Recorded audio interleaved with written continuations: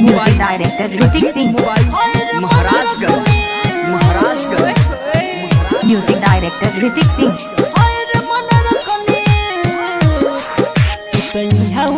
हमारा बाबतारू हो खाली लोही कन मार कर बाबतारू हो तू हम हमारा बाबतारू हो खाली लोही कन मार कर बाबतारू हो किशोर खुशियार खूब मतारू तू बाजार तोहर भावना छिहाला अखनी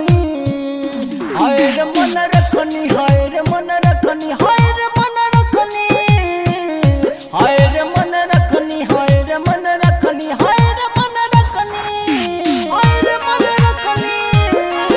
अच्छा म्यूजिक डायरेक्टर ऋतिक सिंह। महाराजगंज अच्छा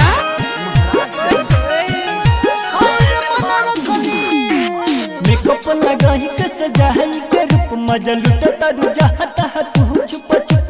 मेकअप लगाही के सजाही के रूप मजा लुटता रू जहता तू छुप छुप बात हो गई मालिक तू करेलू न ठीक तू तो धोखा दे हलो तू अखानी हाय रे मन रखनी हाय रे मन रखनी हाय रे मन रखनी हाय रे मन रखनी हाय रे मन रखनी हाय रे मन रखनी हाय रे मन रखनी अजीत मोबाइल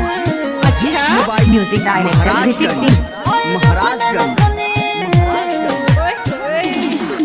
राजा बिकी जे तो तोहरा के साथ गोरिया हम जानता नहीं करेलू तू प्यारी गोरिया राजा बिकी दे तो तोहरा के साथ गोरिया हम जानता नहीं करेलू तू प्यारी गोरिया उज्जवल कहेला हो सच हम मानिलो न बात तनी हम के जटाई द चटनी हाय रे मन रखनी हाय रे मन रखनी हाय रे मन रखनी हाय रे मन रखनी हाय रे मन रखनी। Meenakshi films recording studio Muzaffarpur.